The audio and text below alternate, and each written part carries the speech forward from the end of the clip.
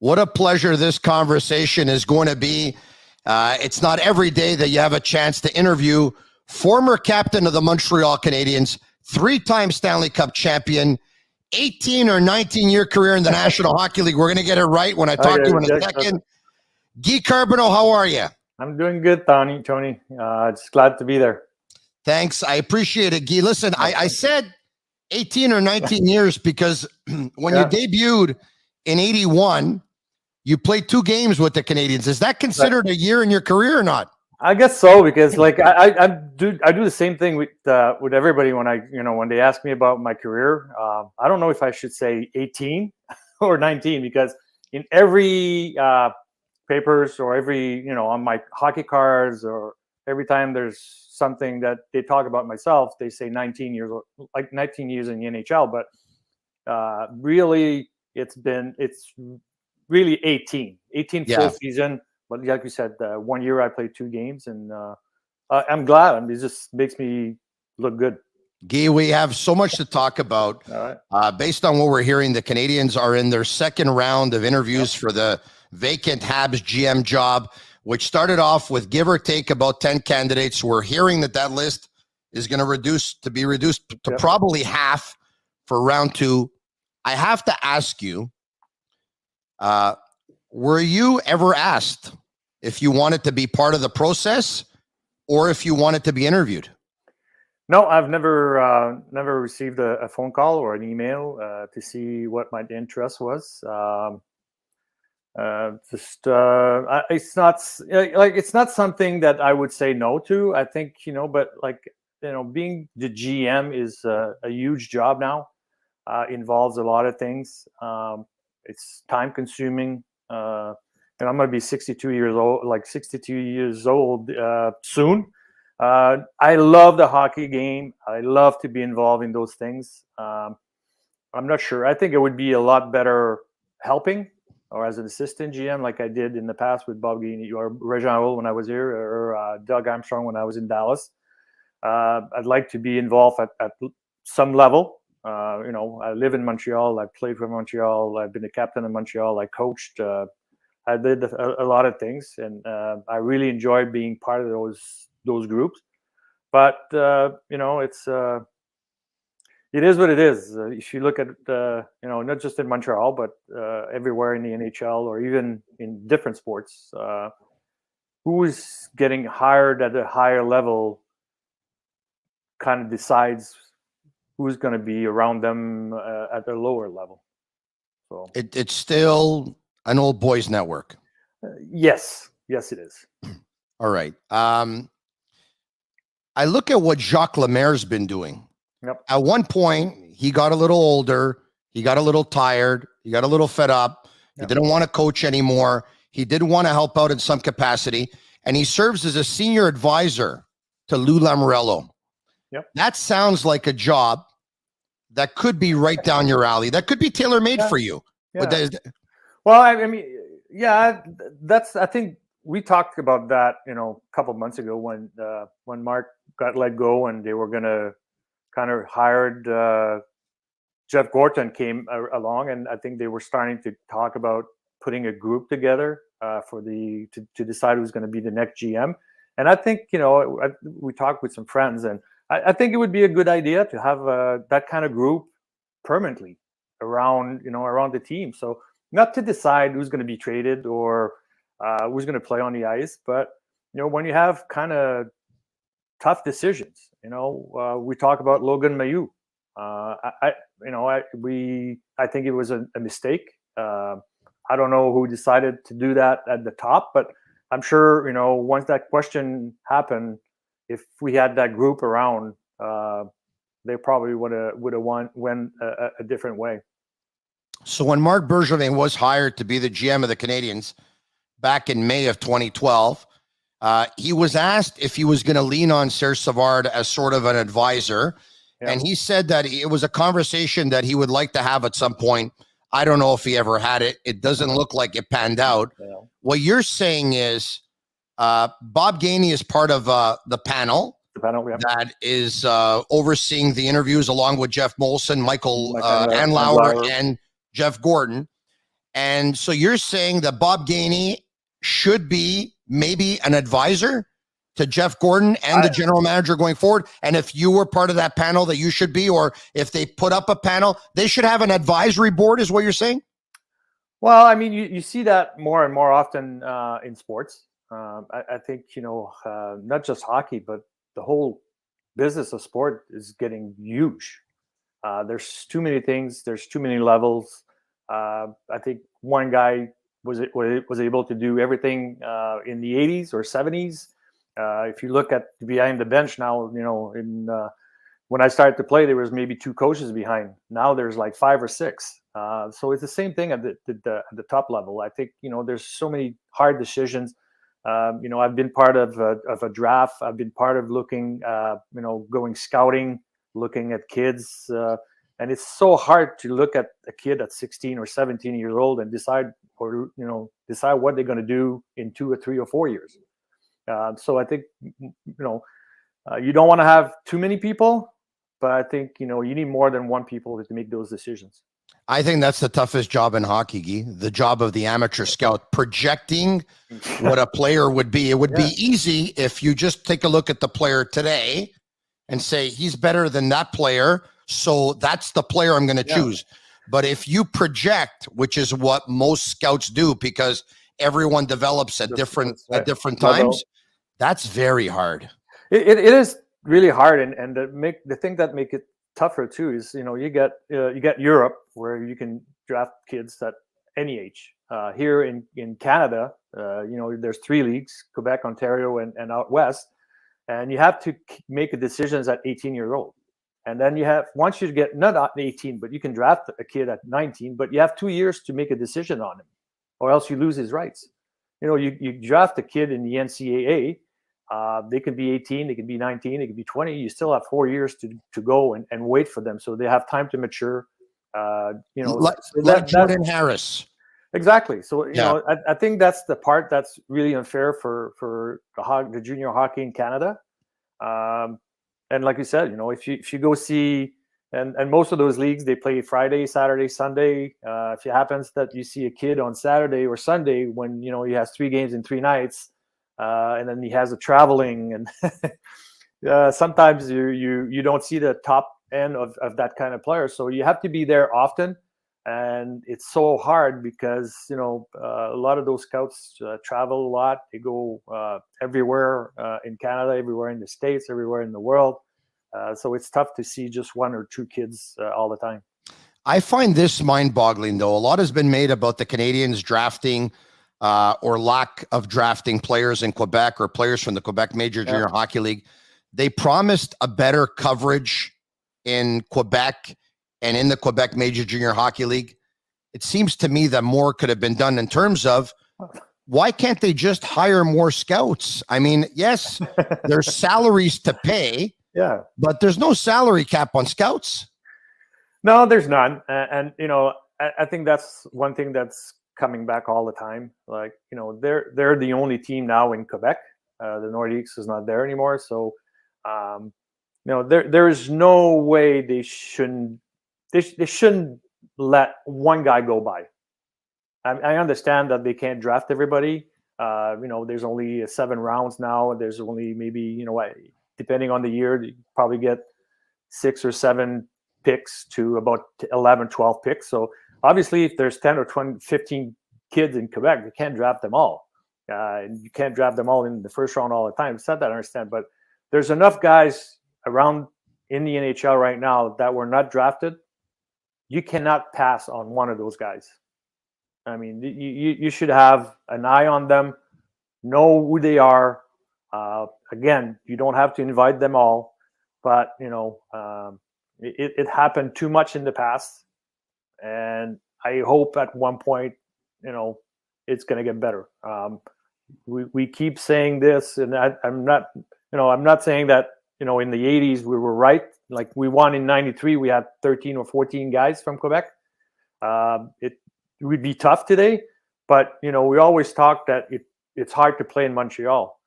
For me, it was easier to play in Montreal because we had those 12 guys. So I can lean on somebody. I was not the only guys that was, the only guy that had to go in front of the TV or do different things. There was other guys beside me that were, part of that group too. So I hope we get back to that a little bit. It's the Sick Podcast, and it's brought to you by Cherry River Hard Seltzer, only 90 calories, natural flavors, no preservatives, now available in Quebec grocery stores and at the beer store. Guy, you said something to me that caught my attention when you said if there's a situation that comes up with a player, and you used Logan Mailloux as an example, that if there's people to lean on, if there's an advisor or a couple of advisors or a board, it might make certain situations easier for the general manager or the VP of hockey ops. And the first thing I thought about was what led you to be traded. In the summer of 94, of course, we all know that you were playing golf, and there was a reporter who didn't want to leave you alone, and you wanted your privacy at that point because you've been watched throughout the entire season, and that was your summer. Right. And there was something that made something very innocent that made the front page of Le Journal de Montréal. And like that, you were traded. And if there's an advisor or an advisory board, and that happens today, the advisor says, let's not make a big deal out of nothing. Right? Yeah. And you're probably still here. Well, I'm sure that the first page of the Journal de Montréal was a little bit a part of it.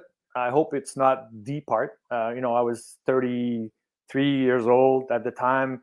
Not a lot of those guys, at my age, had a long career, especially here in Montreal. I mean, I had a bad knee. I was part of the negotiation for a new CBA.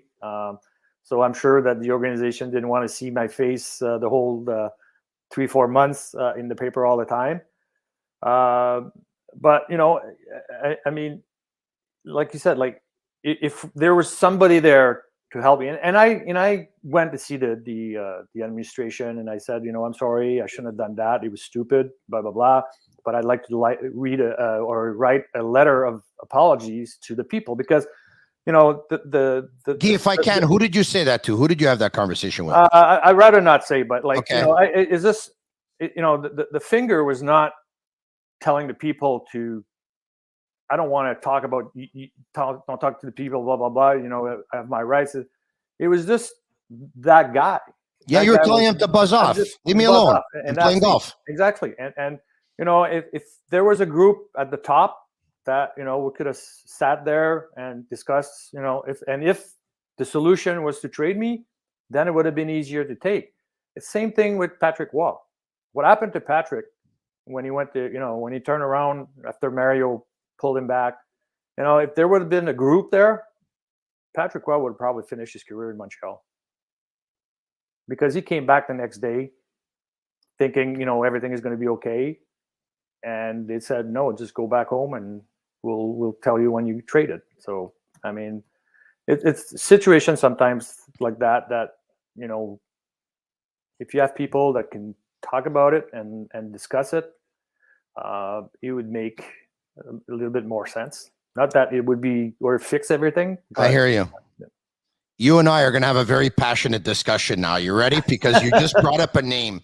It was give or take about a month ago, or maybe more. Patrick Roy said, what is this team? They've been circling, going round and round for over 20 years.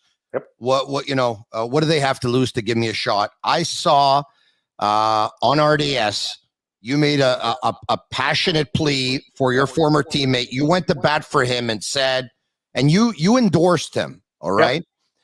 I don't think he's cut out for the job at all. So we have two different groups here, and obviously he's your former teammate, and you know a lot about him or forgot a lot more about him than I'll never know. But I want to hear you out, and then I'll give you my counter argument.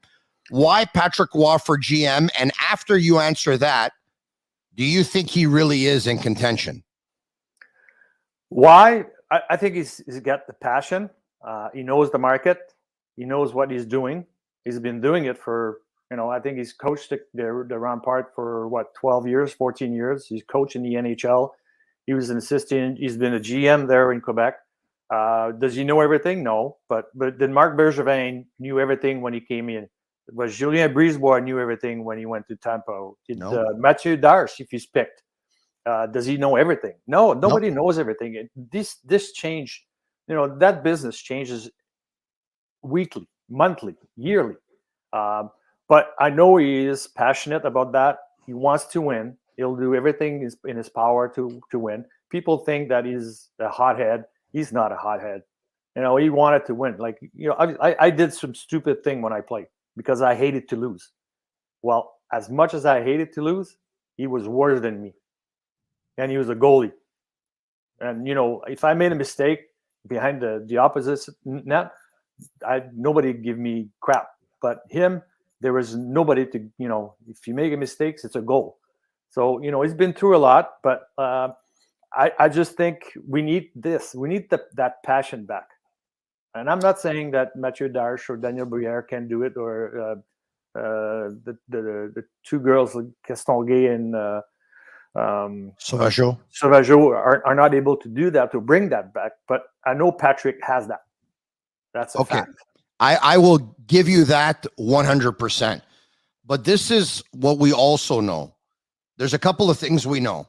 We know that everyone I talk to, and I've been around in the business, I think, for a long enough time to know that Jeff Gordon is the man in charge. We can agree on that? At one point, yes. Like I said, he's on top. He's going to be on top of the GM. And the person they're going to hire is probably going to be more of an assistant GM, with Gordon being a GM, but with different titles. So now Jeff Gordon's going to have to work with somebody. Yep. Patrick worked with Joe Sakic for 3 years. He was coach of the year in year one. Yep. And then they had some differences on who they should have kept, who they should have traded, who they should have signed as unrestricted free agents. And Patrick had a hard time, I think, accepting that it was Joe in the end that had final say. So when he couldn't have his say, and by the way, not to say that he would have been wrong to trade Matt Duchene, because Matt Duchene eventually was traded, but I can't see Patrick and Jeff Gordon working hand in hand without it being a power struggle at some point, making its way into the media, and the media and le public siding with Patrick, which will make it very difficult for Jeff. So we want to hire just somebody to push paper. No.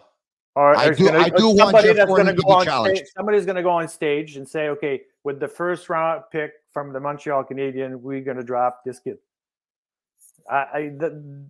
That's not what I want. I want somebody that's going to be able to kind of sit down with Jeff Gordon and discuss, okay, where are we going? What can we do to get there? Obviously, the goal has always been, when I was here, and you know that, when I was here, the goal was to win the Stanley Cup. Nothing less. Not to make the playoff. I know it's harder now. There's 32 teams and all the tra-la-la. Things change really quickly in this league. Everybody understands that. But, I still, I honestly, for the 18 years of my career, not the 19, but the 18 years, I've had different GM. And every year I had a feeling that we were able not to win it, but to have a chance to win it. Yeah. That's what I want to get back to. So now let's look at this team, Guy. Great point. Let's look at the Canadiens. Yes. Are they closer to a team that is to a cup or to a rebuild?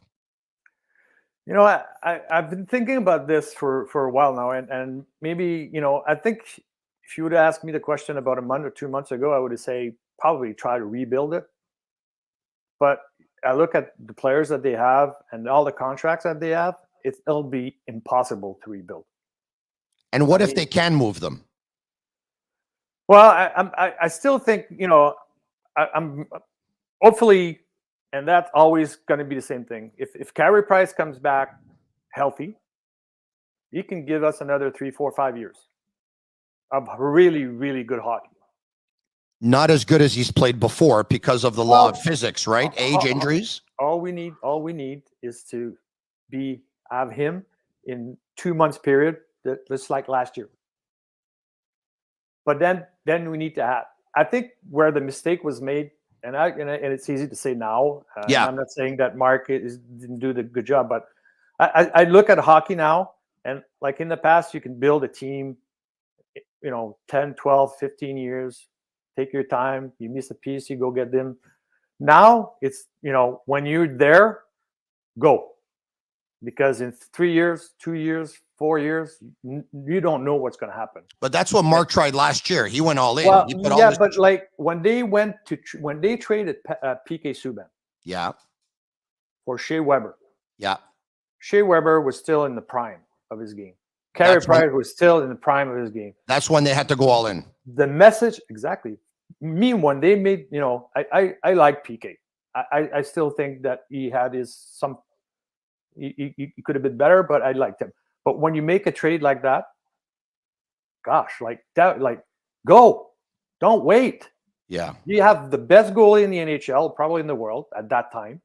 Probably one of the best defensemen who still had some pieces to move. Go. Don't wait. And he waited too long. You know what I think hurt the Canadians? Besides the inability to get a centerman back then? I think it was the Bruins winning the cup in 2011. Let me explain. They did it with an old Tim Thomas and an old Zdeno Chara. Not old. I mean, they weren't 40, but I think Bergevin looked at that and said that he believed that Price could win a cup at 35, 36, and he believed that Weber could win a cup at 35, 36. I think he always believed that they could. And that's where I think so the reason why I ask you this is because I'm adamant that the Canadians need a rebuild. I look at Christian Dvorak. I think he lacks pace. I think he lacks speed. Oh. I think he's a third line centerman. I look at Nick Suzuki. All the pressure on the world is there for him to be a number one centerman. We don't know if he will be. And if he will be, it will take a couple of years, I think. I think the Canadians would, in an ideal world, need a number one ahead of Suzuki. Suzuki be a 2, Dvorak be a 3, or someone else. Okay? You're with me now? Yep. They need a first pairing left-handed defenseman. They need a number one because it doesn't look like they had Petrie. about 5 years ago. They did in Sergachev. Carey Price, for me, because of the law of physics, is declining. Yep. Jeff Petrie is on the decline. So I look at this and I say they have 3 wingers who I think are liabilities when they don't have the puck. Drouin, Armia, and Hoffman, my opinion. So now I look at a team that is flawed. To fix that team, to make it a cup contender, I think takes too long. So I think you have to rebuild.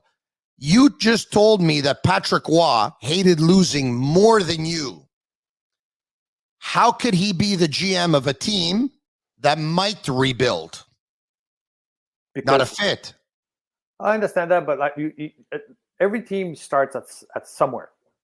So, I mean, if you give the mandate to Patrick or Mathieu Dash or whatever, nobody likes. You think Dominique Ducharme like his situation now? He must be humiliated, embarrassed. He must find it awful. He's battling for his career. Of course. And they're last in the NHL. So but if he has the mandate from Gorton or the GM to say, listen, this is where we're going through. We're going to rebuild this team. You take your time. We know what we know what you're capable of doing. That's the same thing with Patrick. If you tell him what you want to do, it might not take 6 years to get there, though. It might take 2-3 years, and that's what I'm coming from. I want him to be able to do things like the Rangers. They rebuild, but they rebuild faster. If you're really gonna rebuild a team, you're not gonna go and sign guys like Panarin at $10 million a year. Well, their fans said okay to the rebuild, but they wanted to win, and they got a little bit lucky.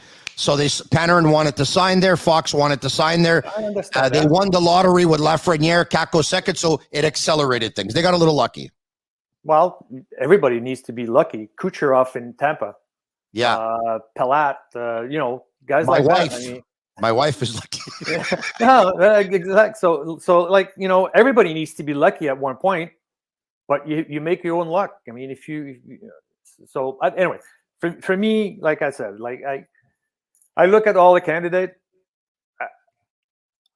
I think Patrick would be the perfect fit to be in Montreal. I'm not saying the other ones are no good. They would be as good, but okay. Do you think they'll hire Patrick? I don't know because of what you said earlier. Yeah. But so if I ask you, if you're scared of bringing somebody strong, well, you had the wrong place then. When Jeff Gordon says in the press conference, I'm not scared of anything. I know we got to take him to his word, but human nature has shown us that in pro sports, people don't want to bring in people that might threaten their job, right? Is that it? Or well, yeah, obviously, that's the usual thinking. Like Marc Bergevin surrounded himself with loyalty. No one was ever going to take his job. And he didn't want anybody on top of him. Yeah. Also. So let me ask you this. Everyone knows that Patrick Roy wants to get back to the National Hockey League, right? In a good situation, yes. Why do you think he hasn't been back? Because of what we just talked about? Because of his character, his temperament, his personality? I don't know. Like I don't know if Patrick was pushing hard to come back to the NHL at one point. You know, it's the same thing with me. Like I'd love to go, but I'm not knocking on doors. I'm not making phone calls. You know, I can't blame everybody not to call me because I'm not that I'm interested, but I'm not good at selling myself. Would I be able to help a team? Sure. I did it in the past. You know, if they want me to go back on the ice a couple times a month to work with some guys on faceoff, I would do it. But I'm not going to call or knock on the door because they won't let me in. You would be great in player development. And I'm not just saying that because you're here. Like, look, I'm going to tell you the truth, Guy, because you know me, I'm an open book. A lot of people have brought up your name to say, Guy Carbonneau, next coach of the Montreal Canadiens. I don't see it because I don't see the Canadiens going back down this road of hiring coaches. You haven't been coaching in quite some time. It leads me to believe you're not quite crazy about the full time and all of it. I mean, you could correct me if I'm wrong, but you know, I do see you in a player development role, like working with young players, working with the Jake Evans of this world, the Ryan Palings of this world, the Christian Dvoraks, the Nick Suzuki's. I mean, that's right down your alley. I don't disagree. Like, you know, I think the coaching things. I mean, it's harder. It's harder. It's like GM now. You know, I remember, you know, in my days, guys were coming in at 8 o'clock in the morning, and then you know, once you're done at 2 o'clock in the afternoon. I remember when I was coaching. You know, a bunch of times in the afternoon, I had to go see Doug Jarvis. You know, and practice was done. We had a game the next day, and all the tapes were done. And he was in his office, and I said, "Doug, I said, you know, are you okay? Are you done?" He said, "Yeah, my work for tomorrow is all done." I said, "Well, go home with your wife. What do you want to do here?" So so what they do now is they make more money, which is perfect, which is great, but they feel that they have to stay there because they make that kind of money. So now they look at the tape 100 million times, and hockey hasn't changed since I played. It's faster. It's you know, there's a few things that have changed, but you still need the puck to score goals, and you still take the puck away from the other guys so they don't score goals. I mean, they're trying to do a million things, and so you know, when you say that the kids now are, I think, better athletes, they're better skaters, they're better, they shoot faster, they're bigger, they're stronger. But I'm not sure if they can play an instinct game like we used to do because they don't have that in their so it's tougher because you know they have 10 breakouts, 10 entries, 10 ways to do a power play. It makes it too complicated. He's Guy Carbonneau, and you can go to sportbuffshop.com for all of your officially licensed sports apparel and even our sick merchandise, 615 for 15% off on all of their items. Get yourself a Canadiens jersey, and you can put 21 Carbonneau on the back. Guy, I never asked you this, and I don't know if you've ever talked about it, and if you want to keep it private, I definitely respect it. But you're here. We're in a comfortable setting. I'm talking to my buddy. When you were relieved of your duties after 2 3/4 season as coach of the Montreal Canadiens. It was much documented then. I believe Bob Gainey had come to your house to announce the news. Yep. And anytime you're let go, it's not a good feeling and it's Nope. not fun. Nope. And we have a hard time with it. Have you and Bob had a chance to speak, if you don't mind me asking, Sinski? It took a long time. Like you said, for me, like I've never been through that. I've never been fired before when that happened. So there was a lot of question that goes through your mind. Why? What happened? Could have been better? Could have I wish, when he came, he would have told me, I'm letting you go now because of this or that and that, and I'm not good or for that reason. I understand sometimes there's things that organization wants to keep in. They don't want to divulge, that in-house. In the house. I think I had the relationship with Bob that lasted long enough before that I would have deserved the truth.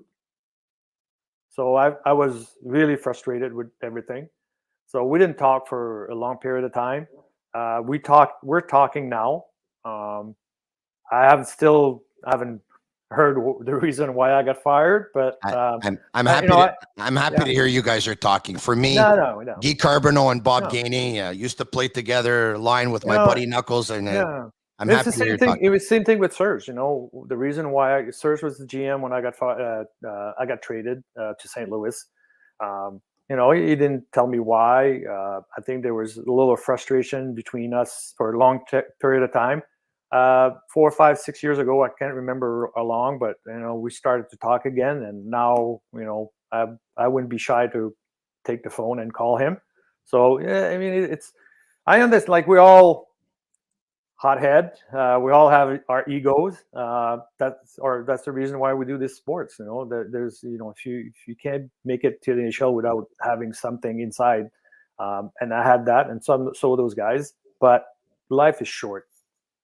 At the end of the day, that's what it is. After I got fired, I had the chance to talk to Jacques Demers. I had a chance to talk to a few guys that went through it for more than once.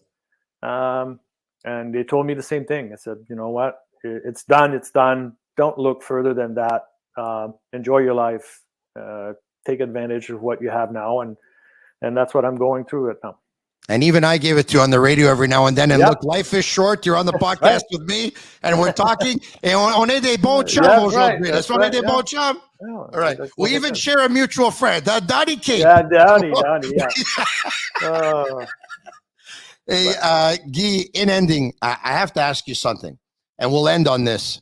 You said that you were 33, you had a knee injury, and there were other issues that were going on. Players around your age usually don't get better. They usually don't last that much longer.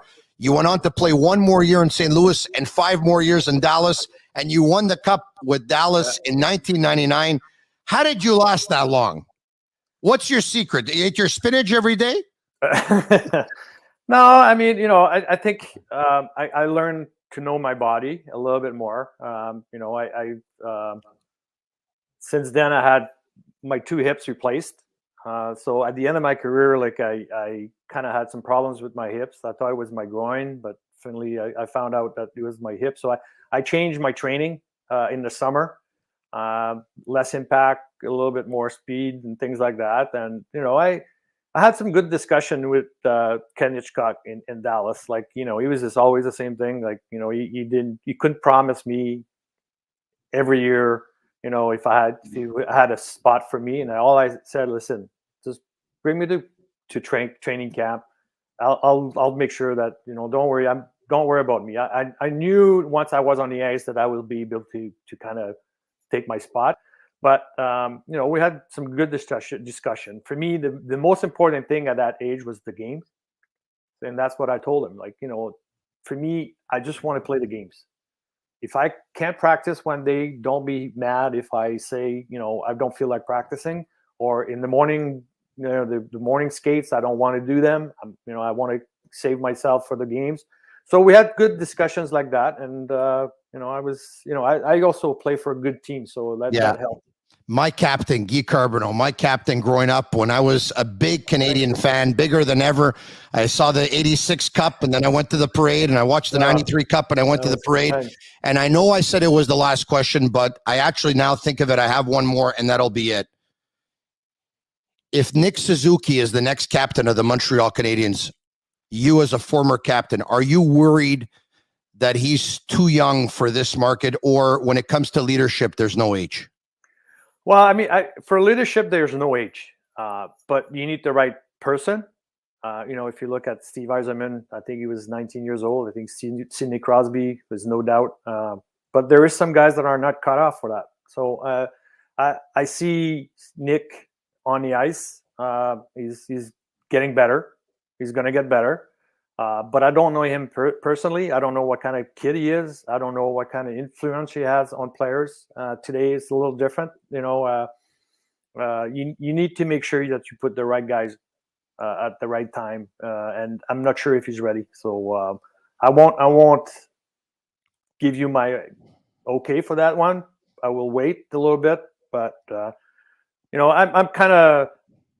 one of the guy that wish that the Canadian would have named a captain when they say that Shea wasn't going to come back this year. I agree with you 100%. Guy, I'm always ready to have you back on the podcast whenever you want. Hey, right. Thanks so much for doing this. For me, it was a pleasure. I hope you enjoyed it as much as I did. Merci beaucoup, Guy. Always do. You're welcome. Thank you very much. The Sick Podcast. Follow us on Facebook, Instagram, Twitter, and join us. Subscribe to our YouTube channel. See you next time. All right. Merci, Guy.